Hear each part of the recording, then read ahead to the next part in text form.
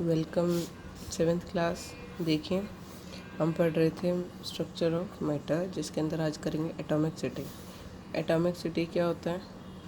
Atomicity, the atom of some element can exist independently. कुछ element ऐसे होते हैं जो किसी भी एलिमेंट के साथ कंबाइन नहीं करते, दूसरे किसी एलिमेंट के साथ इंडिपेंडेंटली वो सर्वाइव कर सकते। जैसे कि example helium and neon. Helium और नियॉन ऐसे हैं जो किसी और से कंबाइन नहीं करेंगे तो भी वो आराम से एग्जिस्ट कर सकते हैं। तो ऐसे एटम जो सिंगल रहते हैं they are known as monoatomic. Mono means single और वन, ठीक है। जो इंडिपेंडेंटली वन की फॉर्म में रहते हैं, मोनो मीन्स वन और single. Monoatomic elements, their chemical formula is therefore the same as their chemical symbol. तो जो इनके सिंबल हैं यही इनके फॉर्मूले बन जाएंगे एलिमेंट्स के। बट कुछ ऐसे होते हैं, जैसे कि यहाँ पर देखें तो हीलियम का कोई भी कम्बिनेशन नहीं है, तो हीलियम सिंगल है तो इसकी एटॉमिसिटी कितनी हो जाएगी? 1। हाइड्रोजन को कंबाइन होना पड़ता है दूसरे हाइड्रोजन के साथ, तो H2 बनाता है, तो ये स्टेबल होता है, तो इसकी एटॉमिसिटी कितनी हो जाएगी? 2। ऑक्सीजन भी दूसरे ऑक्सीजन के साथ कंबाइन होकर O2 बनाता है, तो इसकी एटॉमिसिटी हो जाएगी 2। नाइट्रोजन N2 बनाता है तब स्टेबल होता है, तो इसकी हो जाएगी 2। क्लोरीन भी Cl2 बनाता है कंबाइन होके, तो इसका फॉर्मूला क्लोरीन का क्या हो जाएगा? Cl2। फॉस्फोरस कंबाइन होकर स्टेबल होता है, तो इसकी एटॉमिसिटी हो जाएगी 4। सल्फर 8 एटम्स कंबाइन होते हैं तब ये स्टेबल होता है। तो इससे हमें क्या समझ में आया? एटॉमिसिटी ये बता रही है कि कोई भी एलिमेंट है उसके अंदर कितने इसके एटम कंबाइन होंगे स्टेबल होने के लिए, ठीक है। सेम एटम कंबाइन हो रहे हैं एटॉमिसिटी के अंदर, वो है atom of many elements can not exist independently in nature, they form molecules containing 2 और more atoms.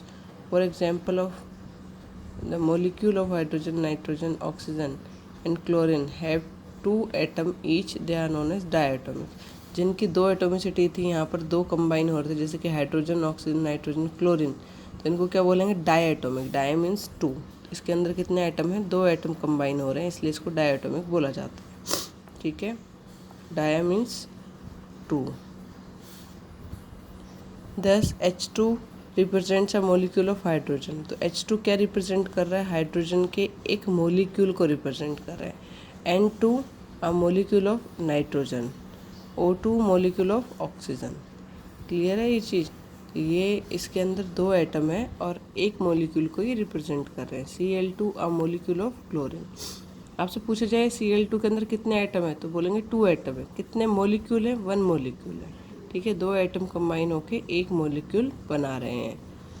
The number of atom present in a molecule of an element is known as atomicity, ठीक है।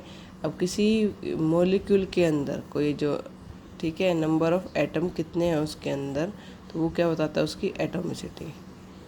Molecule of element जैसे कि hydrogen, nitrogen, oxygen, इनके molecule के अंदर कितने हैं, ठीक है, एटम, वो उसकी एटोमिसिटी कहलाएगी। What information does a formula give? तो जब भी हमने फॉर्मूला पढ़ते हैं किसी भी चीज़ का, तो उसके अंदर हमें क्या इन्फॉर्मेशन मिलती है? Let us take an example and explain what information does the formula of a compound give. The formula of H2O is gives us following information। H2O को देखते हैं तो हमें पता चलता है वाटर का फॉर्मूला है, बट ये H2O लिखा हुआ फॉर्मूला हमें क्या क्या इन्फॉर्मेशन देता है ये आपको बताएंगे। Water is made up of 2 elements, hydrogen and oxygen. Thus the formula of compound tells the types of element present in। ये हमें क्या बता रहा है कि वाटर के जो कौन कौन से एलिमेंट से बन के मिल के बना है? हाइड्रोजन एंड ऑक्सीजन, ठीक है। तो इसके अंदर हाइड्रोजन, ऑक्सीजन इसके कंपोनेंट्स हो गए, ठीक है। A molecule of water contain 2 atom of hydrogen. H2 का मतलब क्या है? 2 atom of hydrogen and 1 atom of oxygen. Number of atom के बारे में पता चलता है। 10 formula tells us how many atom of each element are present in compound. H2O represent 1 molecule of water. The formula represents the molecule of compound. If we have to represent 2 molecule of water, तो H2O में बताता है कि कितने molecule हैं। H2 लिखा हुआ है तो मतलब 1 molecule of water है। यहीं पर 2H2 लिख देंगे तो यहाँ पर 2 molecule of वाटर हो जाएगा। 5H2 लिखेंगे तो 5 मोलिक्यूल ऑफ वाटर हो जाएगा। तो ये 3 इन्फॉर्मेशंस हमें मिलती हैं इससे, फॉर्मूला, किसी भी कंपाउंड के फॉर्मूले से।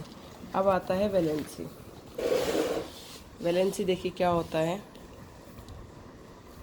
Valency, look at the formula of some compound containing hydrogen given in table 3.7। ठीक है, तो यहाँ पर क्या है, हाइड्रोजन के साथ फॉर्मूला बना हुआ है। तो ये क्या, hydrochloric acid HCl, water H2O, ammonia NH3, sulphuric acid H2SO4। तो यहाँ पर हाइड्रोजन के साथ मिलके किसी ना किसी कंपाउंड या एलिमेंट ने क्या बनाया है, एक फॉर्मूला बनाया है। ठीक है, तो इसके अंदर से हमें पता चलता है वैलेंसी कि हाइड्रोजन के साथ किस तरह से कंबाइन करते हैं ये। तो ये नया एक टॉपिक है वैलेंसी। ठीक है, the valency of an element or a group denotes its combining capacity. ठीक है, वैलेंसी क्या बताता है हमें, ये बताता है कि कंबाइनिंग कैपेसिटी क्या है उस एलिमेंट की या उस ग्रुप की। ठीक है, valency of other elements groups is the number of hydrogen atoms which can combine with or be displaced by one atom of that element or group। Valency क्या है कि कितने नंबर ऑफ एटम कंबाइन कर सकता है या displace कर सकता है, ये दोनों ही चीज़ का कहलाती हैं वैलेंसी। जैसे कि यहाँ पर पढ़ें हम, तो 1 atom of chlorine combine with 1 atom of hydrogen. तो क्लोरीन की के साथ कितने कंबाइन हो रहा है, हाइड्रोजन 1, तो फिर क्लोरीन की वैलेंसी 1 होगी। हाइड्रोजन की वैलेंसी नहीं देख रहे हैं, हाइड्रोजन के साथ जो कंबाइन हुए उनकी valency. 1 atom of oxygen combine 2 atom of hydrogen, तो ऑक्सीजन की वैलेंसी 2 होगी। 1 atom of nitrogen combine with 3 atom of nitrogen. 1 atom of nitrogen combine with 3 atom of hydrogen. ठीक है, तो यहाँ पर नाइट्रोजन की कितनी हो जाएगी valency, 3। The sulphate group, sulphate group कौन है, SO4 ग्रुप है नहीं पूरा एक, तो इसके साथ कितने हाइड्रोजन कंबाइन हुए, 2। तो यहाँ पर सल्फेट ग्रुप की जो वैलेंसी होगी वो 2 हो जाएगी। तो वैलेंसी क्या होती है कि कितने हाइड्रोजन एटम कंबाइन हो रहे हैं, या फिर बड़ी क्लासेस में आप देखेंगे डिस्प्लेस हो रहे हैं, कुछ हट रहे हैं तो भी वो कम वैलेंसी होती है, बट वो आप कुछ बड़ी क्लासेस में देखेंगे। यहाँ आपके लिए इतना ही है। ठीक है, एन ओल्ड डेफिनेशन, देखिए वही बता रहा है कि ये आपकी एक पुरानी definition, you will read it in higher classes, जो और इसका बेस है वो आप बड़ी क्लासेस में पढ़ेंगे। Some element such as helium, neon, krypton do not combine at all, their valencies are 0। ये जो हीलियम है जिसका He था, अभी फॉर्मूला हमने पढ़ा, नियॉन, क्रिप्टॉन, ये ऐसे हैं जिनकी वैलेंसी 0 होती क्योंकि किसी के भी साथ कंबाइन नहीं करते। ठीक है, तो वैलेंसी काफ़ी पूछ लिया जाता है, आप इसकी डेफिनेशन को रन कर सकते हैं यहाँ से। ठीक है,